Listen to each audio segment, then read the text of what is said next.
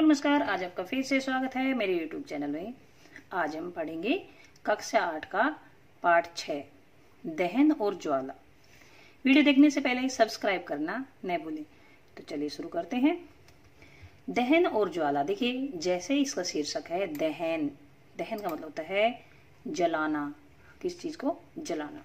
और ज्वाला, जलाने के बाद जो प्रकाश उत्पन्न होता है, एक प्रकाश की लो सी उत्पन्न होती है। जैसे देखिए ये इस टाइप पे ये है ज्वाला, या मोमबत्ती के ऊपर का हिस्सा दिखा होगा। मोमबत्ती में जो आग जलती है तो मोमबत्ती के ऊपर लो बन जाती है, वो एक ज्वाला होती है जिसमें प्रकाश और ऊष्मा होते हैं। हम घर पर, उद्योगों में और वाहनों को चलाने के लिए विभिन्न प्रकार के ईंधनों का उपयोग करते हैं। देखिए, हम घर पर भी ईंधनों का उपयोग करते हैं, उद्योगों मतलब फैक्ट्रीज में भी यूज करते हैं, वाहनों मतलब जो गाड़ियां वगैरह चलाने के लिए भी ईंधन का उपयोग करते हैं, और विविध प्रयोजन के लिए करते हैं, मतलब विभिन्न कामों के लिए हम इनका उपयोग करते हैं। क्योंकि घर पे जैसे है खाना वगैरह बनाने में ये चूल्हे में जलाया जाता है, उद्योगों में फैक्ट्रीज में जलाया जाता है, या गाड़ियों में। तो ये अलग अलग प्रयोजन हो गए। क्या आप अपने घरों में प्रयुक्त होने वाले कुछ ईंधनों के नाम बता सकते हैं? ये कुछ ईंधन हैं, उनके आप नाम लिखेंगे। जैसे लकड़ी होगी, कोयला हो गया है, या डंडियां होगी, या सूखी डंडियां होगी, इस टाइप से लिखेंगे। व्यापार और उद्योगों में उपयोग होने वाले कुछ ईंधनों के नाम बताइए। ये जैसे कोयला है, ये उद्योगों में और व्यापार में उपयोग होता है। मोटर गाड़ियां चलाने में कौन से ईंधन का काम आते हैं? ये आते हैं जैसे मोटर गाड़ियों में जैसे सीएनजी है, पेट्रोल है, डीजल है, ये सब गाड़ियों में काम आते हैं। आपकी सूची में सम्मिलित ईंधन होंगे, जैसे गोबर है। गोबर, हाँ, ये घरों में ईंधन के रूप में यूज होता है, उपले बनाए जाते हैं। लकड़ी, कोयला, कास्ट कोयला का, लकड़ी का जो कोयला होता है वो भी यूज होता है। पेट्रोल, डीजल या सीएनजी होती है। आप मोमबत्ती के जलने से परिचित हैं। मोमबत्ती जब जलती है तो वो सबने देखी होगी। मोमबत्ती के जलने और कोयले जैसे ईंधन के जलने में क्या अंतर है? देखिए, दोनों को अगर जलाते हैं तो एक डिफरेंस आता है। आपने देखा है कि मोमबत्ती जब जलती है तो ऊपर एक लो उत्पन्न होती है, इस टाइप का कुछ आता है। और जब कोयला जब जलता है तो उसमें ऐसी लो नहीं होती है, इस टाइप की नहीं होती है। तो मोमबत्ती की ज्वाला के साथ जलती है तो ये ज्वाला होती है, इसको ज्वाला बोलते हैं। मोमबत्ती के ऊपर जो लाइट सी होती है वो ज्वाला होती है, जबकि कोयले में ऐसा नहीं होता, कोयले में ज्वाला उत्पन्न नहीं होती। इसी प्रकार आप अनेक ऐसे पदार्थ पाएंगे जो बिना ज्वाला के जलते हैं। तो अगर मैं क्वेश्चन पूछती हूँ कि एक ऐसा ईंधन बताइए जो ज्वाला के साथ नहीं जलता, तो इसका उत्तर क्या देंगे? कोयला एक ऐसा पदार्थ है जो ज्वाला के साथ नहीं जलता है। आइए जलने के रासायनिक प्रक्रम और इस प्रक्रम में उत्पन्न ज्वाला के प्रारूपों का अध्ययन करेंगे। देखिए, जलने के रासायनिक प्रक्रम का क्या मतलब है? जलना जो है वो एक रासायनिक प्रक्रिया है, ये मैंने पहले ही बताया आपको। क्योंकि उसमें एक नया पदार्थ बनता है, जैसे लकड़ी जलती है तो उसमें राख बन जाती है, वो एक नया पदार्थ होगा। तो रासायनिक प्रक्रम जो वो होता है जिसमें कुछ नया पदार्थ बन जाता है। इस प्रक्रम में उत्पन्न ज्वाला के प्रारूपों का अध्ययन करेंगे और ज्वाला के बारे में हम पढ़ेंगे। अब आता है 6.1 पर, दहन क्या है? ये टॉपिक पहला है हमारा। कक्षा 7 में मैग्नीशियम दहन की क्रियाकलापों का स्मरण कीजिए। मैग्नीशियम का दहन की क्रियाकलाप आपने किया होगा, और ये क्रियाकलाप है, ये एक्टिविटीज है, मैं इस लेसन में जोड़ देती हूँ। इसके और दूसरे पार्ट्स में ये जरूर मिलती है। और आई कार्ड्स जो होता है, इसमें आई ऊपर लिखा आता है, उसमें भी ये एक्टिविटी आपको जरूर मिलेगी। आप या डिस्क्रिप्शन बॉक्स में भी इनका जो लिंक है वो मैं शेयर करती हूँ, आप उनसे इनको देख सकते हैं। मैग्नीशियम जब जलाते हैं, मैग्नीशियम, देखिए ये मैग्नीशियम जलाया है तो इस टाइप से ये यहाँ से पकड़ रखा है, ये मैग्नीशियम है, इसको जलाया है तो ये इस प्रकार से ज्वाला उत्पन्न होती है। हमने देखा कि मैग्नीशियम जलकर मैग्नीशियम ऑक्साइड बनाता है। जब कोई मेटल ऑक्सीजन के साथ जलती है तो ऑक्साइड बनाता है अपना, और उष्मा तथा प्रकाश उत्पन्न करता है। इसमें देखिए उष्मा भी मतलब हीट, गर्मी भी उत्पन्न होती है, और लाइट, प्रकाश भी उत्पन्न होता है। इसी प्रकार के क्रियाकलाप हमने एक कास्ट कोयले का टुकड़ा लेकर कर सकते हैं। एक लकड़ी का कोयला, कास्ट मतलब लकड़ी होती है, और उसका जो कोयला उसका टुकड़ा लेकर अगर हम ऐसे ही एक्टिविटी करते हैं, कास्ट कोयले के टुकड़े को संडासी से पकड़िए और एक मोमबत्ती या बुनसन बर्नर की ज्वाला के निकट लाइए। आप क्या देखते हैं? मतलब अगर हम कोयले को जलाते हैं तो क्या देखते हैं? हम पाते हैं कि कास्ट कोयला वायु में जलता है। हम जानते हैं कि कास्ट कोयला वायु में जलकर कार्बन डाइऑक्साइड, ऊष्मा और प्रकाश देता है। कोयला भी इसी तरह से जलता है और कार्बन डाइऑक्साइड देता है और ऊष्मा उत्पन्न करता है और प्रकाश उत्पन्न करता है। लेकिन इन दोनों में एक अंतर है, जो पहले भी बताया था कि जो कोयला जलता है तो उसमें ज्वाला उत्पन्न नहीं होती है, इस टाइप की ज्वाला उत्पन्न नहीं होती है। रासायनिक परिक्रम, ये देखिए ये बड़ा ही इंपॉर्टेंट है। रासायनिक परिक्रम जिसमें पदार्थ ऑक्सीजन से अभिक्रिया कर ऊष्मा देता है। देखिए जलने के लिए ऑक्सीजन की जरूरत पड़ती है, कोई भी पदार्थ जब जलता है उसमें ऑक्सीजन की जरूरत पड़ती है, ऑक्सीजन की आवश्यकता होती है, बिना ऑक्सीजन के वह नहीं जल सकता। इसकी भी एक्टिविटी मैंने इस लेसन के अगले किसी पार्ट में जोड़ रखी होगी, या फिर आई जो कार्ड है उसमें आप देख सकते हैं, उसमें जोड़ी है मैंने। अभिक्रिया कर ऊष्मा देता है। देखिए रासायनिक प्रक्रिया जिसमें पदार्थ ऑक्सीजन से अभिक्रिया करके ऊष्मा देता है, ऊष्मा मतलब गर्मी उत्पन्न करता है, दहन कहलाता है। ये आपको अच्छे से याद करना है क्योंकि यहीं से शुरू होता है लेसन का पहला टॉपिक है। जिस पदार्थ का दहन होता है, जो पदार्थ जलता है, जिस पदार्थ का दहन होता है वह दाह्य पदार्थ कहलाता है। दाह्य मतलब जो जलता है वह पदार्थ दाह्य कहलाता है। अब जैसे मोमबत्ती जो थी उसमें दाह्य पदार्थ क्या था, मोम था। कोयले में दाह्य पदार्थ क्या है, कोयला। इसे ईंधन भी कहते हैं, इसे ईंधन भी कहते हैं। जो दाह्य पदार्थ होते हैं वो ईंधन भी होते हैं। जैसे ईंधन ठोस भी हो सकते हैं, द्रव भी हो सकते हैं, या गैस भी हो सकते हैं। ठोस जैसे कोयला है, लकड़ी है, गोबर के उपले हैं, ये ठोस हो गए। द्रव जैसे पेट्रोल है, डीजल है, ये द्रव हो गए। गैस जैसे सीएनजी, एलपीजी गैस, ये गैसें हो गई। कभी कभी दहन के समय ज्वाला के रूप में अथवा एक लो के रूप में प्रकाश भी उत्पन्न होता है। ये बताया है कि दहन जो होता है तो ज्वाला के रूप में या एक लो के रूप में प्रकाश भी उत्पन्न होता है। ऊपर दी गई अभिक्रियाओं में मैग्नीशियम और कास्ट कोयला दाह्य पदार्थ है। इधर मैग्नीशियम जला है तो दाह्य पदार्थ क्या होगा, मैग्नीशियम। लकड़ी जली तो दाह्य पदार्थ क्या होगा, लकड़ी। कोयला जला है तो दाह्य पदार्थ क्या होगा, कोयला। अब वो जो बोलता है, हमें बताया गया था कि भोजन हमारे शरीर के लिए एक ईंधन है। भोजन भी एक ईंधन है, हमारे शरीर को ऊर्जा प्रदान करता है। क्योंकि जो ईंधन होते हैं वो जलते हैं तो एनर्जी उत्पन्न करते हैं, ऊष्मा उत्पन्न करते हैं। और जो हमारे शरीर में जो भोजन हम खाते हैं हमारे शरीर में जाता है तो वो भी हमें ऊर्जा प्रदान करता है, तो वो एक ईंधन हुआ। अब ये पहेली बोलती है, ठीक ही तो है, हमारे शरीर में भोजन ऑक्सीजन से अभिक्रिया करता है, ऑक्सीजन से अभिक्रिया करके अपघटित होता है और ऊष्मा उत्पन्न करता है, तो ये एक ईंधन हुआ। क्योंकि ये जो दाह्य पदार्थ ये भी क्या हुए थे, ये ऑक्सीजन से अभिक्रिया करते ऊष्मा देते हैं तो दहन होता है। इसी प्रकार से ये भी ऑक्सीजन से अभिक्रिया करता है भोजन और अपघटित होता है और ऊष्मा उत्पन्न करता है, तो ये भी एक ईंधन हुआ। और दाह्य पदार्थ क्या हुआ, भोजन। अब हम करते हैं क्रियाकलाप 6.1। क्रियाकलाप 6.1 में हम कई तरह के पदार्थ लेते हैं, जैसे स्ट्रो, माचिस की तिल्ली, मिट्टी का तेल, कागज, लोहे की कीलें, पत्थर के टुकड़े, शीशा, कुछ पदार्थ ये लेते हैं और इन्हें एक एक करके जलाते हैं। यदि पदार्थ जलता है तो इसे दाह्य दिखाइए और नहीं जलता तो अदाह्य। मतलब कुल मिलाकर जो पदार्थ जलता है उसको दाह्य बोलते हैं, जो पदार्थ नहीं जलता है उसको अदाह्य पदार्थ बोलते हैं। जैसे ये सारणी है, लकड़ी क्या है, जल जाएगी, दाह्य पदार्थ हो गया। कागज भी जल जाएगा, दाह्य पदार्थ हो गया। लोहे की कीलें नहीं जलेंगी, अदाह्य पदार्थ हो गया। मिट्टी का तेल जल जाएगा तो ये दाह्य पदार्थ हो गया। पत्थर का टुकड़ा नहीं जलेगा, ये अदाह्य पदार्थ हो गया। इधर हम अदाह्य में टिक करेंगे, इधर कट करेंगे। अच्छा, अब है स्ट्रो भी जल जाएगी तो वो भी क्या हुई, दाह्य हुई। और कास्ट कोयला, कास्ट लकड़ी का कोयला जो है वो भी दाह्य हुआ है, ये भी दाह्य, ये भी दाह्य। और माचिस की तिलियां वो भी दाह्य, वो भी जल जाएंगी। कांच है वो नहीं जलेगा, तो ये अदाह्य पदार्थ। इसमें हमने दाह्य और अदाह्य पदार्थ अलग किए हैं। तो इतनी बार आपने दाह्य अदाह्य सेलेक्ट किए हैं, इतनी बार बोला है, तो शायद आपको समझ में भी आ गया होगा कि दाह्य पदार्थ क्या होते हैं, अदाह्य क्या होते हैं। क्या आप कुछ और पदार्थों के नाम बता सकते हैं जो दाह्य पदार्थ हैं? ये आपको और टेबल बढ़ा के और लिखने हैं इसमें, इन्हें आप सारणी 6.1 में जोड़ सकते हैं। आइए उन परिस्थितियों को पता लगाएं जिनमें दहन होता है। अब देखिए दहन किस में होता है, किन परिस्थितियों में होता है, मतलब कब होता है दहन। जैसे कि कई बार क्या होता है, ईंधन भीग जाता है और हम उसमें कितनी भी कोशिश कर लेते हैं वो जलता ही नहीं है, तो ऐसा क्यों होता है? ऐसी कौन सी परिस्थिति है जो जलने के लिए जरूरी होती है? ये पढ़ते हैं हम। ये जो एक्टिविटी है इसका आई कार्ड्स जो होता है, जो वीडियो चलता है तो उसके ऊपर आई कार्ड देखिए आप, आई लिखा होगा, उसमें ये आप ओके करेंगे तो देख सकते हैं।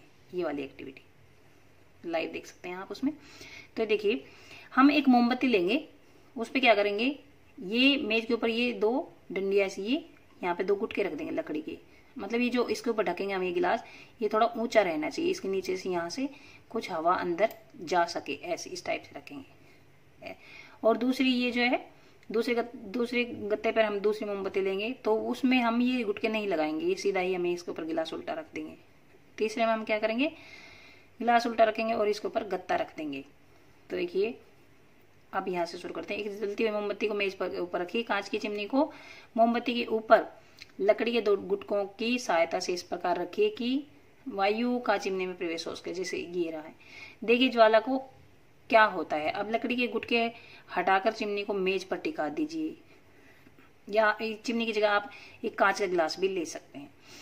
अब इस टाइप से ये करना है। फिर आप देखते हैं क्या होता है। पुनः ज्वाला को देखिए, अंत में एक कांच की प्लेट चिमनी के ऊपर रख दीजिए। ज्वाला को पुनः देखिए, तीनों स्थितियों में क्या होता है। अब ये तीसरी स्थिति में क्या किया है, जैसे ये एक कोई ऊपर से ये खुला है इस टाइप से, और इसके ऊपर एक गत्ता रख देंगे, तब क्या होता है ये देख लें। तो इसमें क्या होता है, देखिए यहां से वायु प्रवेश कर रही है अंदर, तो इससे जल रही है, मोमबत्ती जलती रहेगी। यहां से कहीं से भी इसके पास वायु नहीं जाएगी, ये 1-2 सेकंड के लिए जलेगी और फिर ये बुझ जाएगी। अभी 1-2 सेकंड के लिए क्यों जलेगी, क्योंकि जो इस गिलास के अंदर, ये गिलास मान लिया हमने, इजीली आप समझ में आ जाएगा, इसके अंदर जो ऑक्सीजन है वो जब तक रहेगी तब तक ये जलेगी। जैसे अगर ऑक्सीजन जब तक है तब तक हम सांस ले पाएंगे, जैसे ऑक्सीजन खत्म हो जाएगी हमारे सांस रुक जाएगी, हम मर जाएंगे। तो इसी प्रकार से ऑक्सीजन इसके लिए जरूरी है। अभी ऊपर बताया था हमने, किसी पदार्थ को जलने के लिए ऑक्सीजन की जरूरत होती है। जब तक जितनी ऑक्सीजन इसमें है तब तक ये जलेगी। अगर हम बड़ा बर्तन रखते हैं इसके ऊपर तो थोड़ा सा और ज्यादा जल लेगी ये, और अगर और बिल्कुल इसके ऊपर तो और छोटा बर्तन रख देते तो ये बिल्कुल भी नहीं जल पाती। जैसे ही बर्तन रखते साथ साथ ये 1 सेकंड के लिए भी जल पाती मुश्किल से, और फिर ये बंद हो जाते हैं। क्यों? क्योंकि जलने के लिए ऑक्सीजन की जरूरत होती है। जैसे हमें सांस लेने के लिए ऑक्सीजन की जरूरत होती है, इसी प्रकार इनको किसी भी वस्तु को जलने के लिए ऑक्सीजन की जरूरत होती है। इसी प्रकार ये गत्ता रखते ही ये भी बंद हो जाएगी। तीनों स्थिति में क्या होता है, क्या ज्वाला कंपन करती हुई बुझ जाती है, क्या यह कंपन करती है या धुआं देती है, क्या यह अप्रभावित जलती रहती है, क्या आप दहन प्रक्रम में वायु की भूमिका के बारे में कुछ निष्कर्ष निकाल सकते हैं। निष्कर्ष मैंने तुम्हें बता दिया है कि जलने के लिए ऑक्सीजन की आवश्यकता होती है। ऑक्सीजन जब तक मिलेगी तब तक मोमबत्ती जलेगी। हम पाते हैं कि ए में क्या होता है, निर्बाध रूप से जलती रहती है मोमबत्ती, मतलब बिना किसी रुकावट के जलती रहती है ए में। जबकि वायु चिमनी के नीचे से प्रवेश करती है, क्योंकि उसमें जो गिलास है या चिमनी है उसके नीचे से वायु प्रवेश करती रहती है, इसलिए वो जलती रहती है। बी अवस्था में जब चिमनी में नीचे से वायु प्रवेश नहीं कर पाती तो ज्वाला में कंपन होता है और धुआं उत्पन्न होता है। ज्वाला में कंपन होता है मतलब ज्वाला फिर एकदम हिलती सी और वो बुझ जाती है और धुआं उत्पन्न होता है। सी अवस्था में क्या होता है, ज्वाला बुझ जाती है क्योंकि उसे वायु उपलब्ध नहीं हो पाती है। तो ये तीनों के रिजल्ट्स आए हैं। अब इसके बाद है, हमने पढ़ा कि सूर्य अपनी ऊष्मा एवं प्रकाश स्वयं उत्पन्न करता है। क्या यह भी एक प्रकार का दहन है? हाँ, यह भी एक प्रकार का दहन है, क्योंकि इसमें ऊष्मा और प्रकाश उत्पन्न होता है। तो इसके बारे में देखिए, सूर्य में ऊष्मा तथा प्रकाशीय नाभिकीय अभिक्रियाओं द्वारा उत्पन्न होता है। आप इस प्रक्रम के बारे में आगे जाके पढ़ेंगे। क्रियाकलाप 6.3 है। एक लकड़ी या लकड़ी के कोयले को जलता हुआ टुकड़ा लोहे की मेज या तवे पर, प्लेट या तवे पर रख दीजिए। लोहे की प्लेट या तवे पर रख दीजिए। इसे एक कांच के जार या पारदर्शक प्लास्टिक जार से ढक दीजिए। आप क्या देखते हैं कि कुछ समय बाद लकड़ी का कोयला जलना बंद हो जाता है। इसमें क्या करना है कि एक प्लेट है, उस पर एक या तवे पर एक कोयला रखना है इस प्रकार से, और इसे कांच के जार से ढक देना है। कांच के गिलास से ढक देना है, कांच के जार से इसको ढक देना है। ये कोयला है ये। तो हम देखेंगे थोड़ी देर बाद कोयला जलना बंद हो जाएगा। जिस प्रकार मोमबत्ती जलनी बंद होगी उस प्रकार से कोयला जलना भी बंद हो जाएगा। क्या आप सोच सकते हैं कि ये जलना बंद क्यों हो गया? क्योंकि इसको भी ऑक्सीजन कहीं से भी नहीं मिल पा रही है, इसलिए जलना बंद हो गया है। आपने सुना होगा कि जब किसी व्यक्ति के वस्त्र आग पकड़ लेते हैं तो आग बुझाने के लिए व्यक्ति को कंबल ढक देते हैं। कई बार देखा है जब कोई किसी को कपड़ों में आग लग जाती है किसी व्यक्ति के, तो उसको कंबल से ढक देते हैं। तो ऐसा क्यों? क्योंकि देखिए, जैसे ये जो कंबल है, देखिए इसको ये इसके ऊपर लपेट दिया है, कंबल ढकते तो कंबल के अंदर जो ये इसका शरीर है मनुष्य का और बाहर जो ऑक्सीजन है उसके बीच में क्या हो जाता है? ऑक्सीजन कट हो जाती है, मतलब ऑक्सीजन की जो पूर्ति है वो खत्म हो जाती है। बीच में कंबल आ जाता है, मोटा सा कंबल, और इस मनुष्य के कपड़े को ऑक्सीजन नहीं मिल पाती है तो वो आग बुझ जाती है। अभी पढ़ लेते हैं पहले। गर्मियों के मौसम में बहुत अधिक गर्मी पड़ने पर कुछ स्थानों पर सूखी घास आग पकड़ लेती है। घास से आग पेड़ों में फैलती है और जल्द ही पूरा जंगल आग की चपेट में आ जाता है। इस प्रकार की आग को बुझाना बहुत कठिन होता है। अब ये पढ़ते हैं। आप अपने कुछ अनुभवों को स्मरण कीजिए, मतलब कुछ हमने बहुत सारे ऐसी चीजें देखते हैं, जैसे कि क्या एक माचिस की तिल्ली अपने आप जल उठती है? यह किस प्रकार जलाई जाती है? घिस के जलाई जाती है। माचिस की तिल्ली जो है, माचिस के ऊपर हम घिसते हैं तब जलती है, अपने आप आग तो नहीं पकड़ती है। आपको कागज के टुकड़े को जलाने का अनुभव आवश्यक। कागज के टुकड़े जरूर जलाए होंगे। जब जलती हुई माचिस की तिल्ली इसके पास लाते हैं तो यह क्या जल उठता है? इसके पास लाने पर नहीं जलता है। जब हम इसको जलाते हैं, इसको टच करते हैं, मोमबत्ती की ज्वाला में कागज को रखते हैं, तब जलता है कागज। क्या आप लकड़ी के एक टुकड़े को जलती माचिस की तिल्ली उसके पास लाकर जला सकते हैं? लकड़ी का एक टुकड़ा तो अगर हम उसको जलाएंगे, जिस कागज को जलाते हैं तो कागज तो उससे जल जाता है जल्दी से। अगर लकड़ी के टुकड़े को जलाएंगे तो वो इतनी जल्दी से नहीं जलेगा, वो एकदम आग नहीं पकड़ेगा। लकड़ी या कोयले को जलाने के लिए आपको कागज या मिट्टी के तेल का उपयोग क्यों करना पड़ता है? लकड़ी या कोयले को जलाने के लिए हमें या तो कागज में आग लगानी पड़ती है या मिट्टी के तेल में आग लगानी पड़ती है, तब ये जलते हैं। ऐसा क्यों करना पड़ता है? क्योंकि कागज और मिट्टी का तेल जल्दी से जल जाते हैं और लकड़ी और कोयले जल्दी से नहीं जल पाते हैं। क्या आपने जंगल में आग लगने के बारे में सुना है? तो ये हमने भी पढ़ लिया था। क्या ये अनुभव आपको बताते हैं कि विभिन्न पदार्थ विभिन्न ताप पर आग पकड़ते हैं? हाँ, हमने भी पढ़ा। देखिए, कागज और जो कागज है वो जल्दी से आग पकड़ लेता है, और मिट्टी का तेल जैसे, और लकड़ी और कोयला इतनी जल्दी आग नहीं पकड़ते हैं। तो हमने क्या अनुभव किया है कि विभिन्न पदार्थ विभिन्न ताप पर आग पकड़ते हैं। कई बार जंगलों में अपने आप ही आग लग जाती है। गर्मियों में लिखा है इसमें, सर्दियों में नहीं, क्योंकि गर्मियों में तापमान ज्यादा रहता है और ये जंगलों में आग लग जाती है। अब ये क्वेश्चन है, ज्वलन ताप क्या होता है? कब आग पकड़ती है कोई वस्तु? जब वह न्यूनतम ताप जिस पर कोई पदार्थ जलने लगता है उसे ज्वलन ताप कहते हैं। इसकी भी एक्टिविटी मैंने आप कार्ड में देखिए और डिस्क्रिप्शन बॉक्स में देखिए। क्या ये आपको याद रखना है बिल्कुल। वह जैसे मान लो, देखिए, मान लो कोई कागज वो जल्दी जल गया है, मिट्टी का तेल और भी जल्दी जल जाता है, पेट्रोल बहुत जल्दी जल जाता है, सीएनजी और भी जल्दी जल जाता है, तो उनका न्यूनतम तापमान जिसका कम होगा वो जल्दी जलेगा, यानी जलन ताप जिसका कम होगा वो जल्दी जलेगा। जैसे कोयले को जलाएंगे माचिस की तिल्ली से, वो बहुत देर में वो जलेगा नहीं, उसके लिए हमें कागज की या मिट्टी तेल की हेल्प लेनी पड़ेगी, तो उसका जलन ताप ज्यादा है, मतलब उसको बहुत देर में वो जल पाता है। जैसे मतलब कागज को गीला कर दिया है, कागज को गीला कर दिया तो वो इतनी जल्दी नहीं जलेगा, जब तक वो सूख न जाए तब तक वो जलेगा नहीं। पहले तो वो उसको सुखाने के लिए पहले तो उसको गर्मी देनी पड़ेगी, उसको जलाना, आग में डालना पड़ेगा। जब तक वो गर्म नहीं होगा, जब तक वो उसका उस ज्वलन ताप तक नहीं पहुंचेगा, तब तक वो जलेगा नहीं।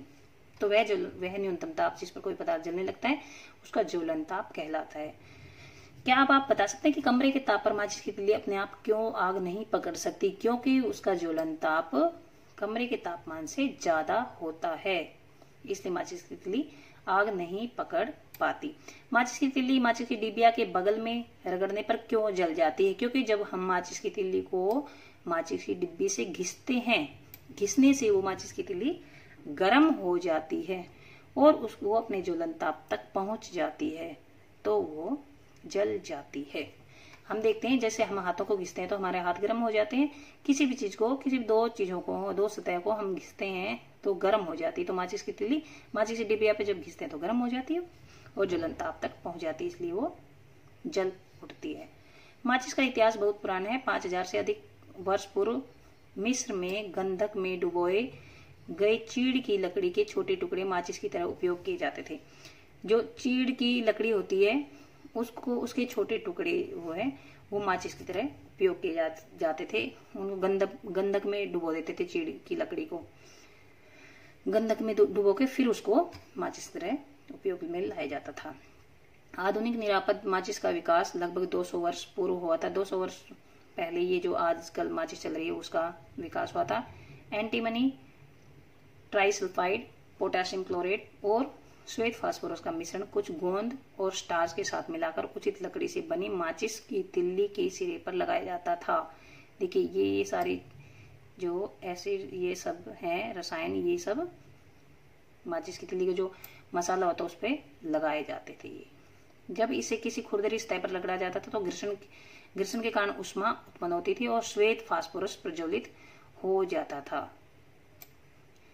सफेद फास्फोरस वो जलने लग जाता था। इससे माचिस की तिल्ली का दहन प्रारंभ हो जाता था। परंतु श्वेत फास्फोरस माचिस उद्योग में काम करने वालों या माचिस का उपयोग करने वालों दोनों के लिए खतरनाक होता था। सफेद फास्फोरस इसलिए क्या किया है, जो आजकल निरापद माचिस के सिरे पर केवल एंटीमनी ट्राइसल्फाइड और पोटेशियम क्लोरेट लगा रहता है, इसलिए उनको जैसे देखिए इसमें ये श्वेत फास्फोरस है, ये इसको हटा दिया था क्योंकि पहले ही इनको यूज किया जाता था। लेकिन जो माचिस की जो फैक्ट्रीज वगैरह में काम करते थे उनके लिए ये हानिकारक था, खतरनाक था। तो इसलिए ये सिर्फ 2 केमिकल्स हैं, 2 रसायन है, सिर्फ उनका उपयोग किया जाता है आजकल, एंटीमनी ट्राइसल्फाइड और पोटेशियम क्लोराइड। रगड़ने वाले सतह पर चूर्णित कांच और थोड़ा सा लाल फास्फोरस लगाते हैं। जहां पे माचिस जो होती है, माचिस की जो रगड़ने वाली जगह होती है वहां पर क्या लगाते हैं, एक चूर्ण किया हुआ कांच ऐसे जो जहां पर रगड़ते हैं माचिस की तिल्ली को वहां पर, और थोड़ा सा लाल फास्फोरस लगाते हैं जो कम खतरनाक होता है। जब माचिस की तिल्ली को खुरदरी सतह पर रगड़ा जाता है तो कुछ लाल फास्फोरस श्वेत फास्फोरस में परिवर्तित हो जाता है। यह तुरंत माचिस की तिल्ली के सिरे पर लगे पोटेशियम क्लोराइड से अभिक्रिया करके पर्याप्त ऊष्मा उत्पन्न करता है।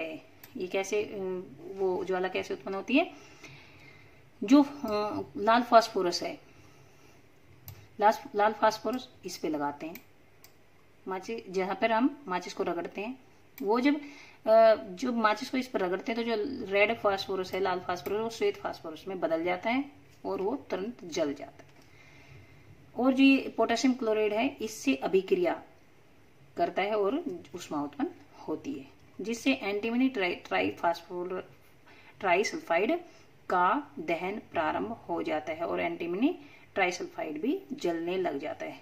तो ये आप एक बार फिर से पढ़ेंगे, अच्छे से पढ़ेंगे, आपको समझ में आ जाएगा कि माचिस की जो खुरदरी सतह पर क्या लगता है, माचिस के जो आगे का जो हिस्सा होता है जिसको हम रगड़ते हैं उस पर क्या लगता है और कैसे इसमें अभिक्रिया होती है और कैसे ऊष्मा उत्पन्न होती है।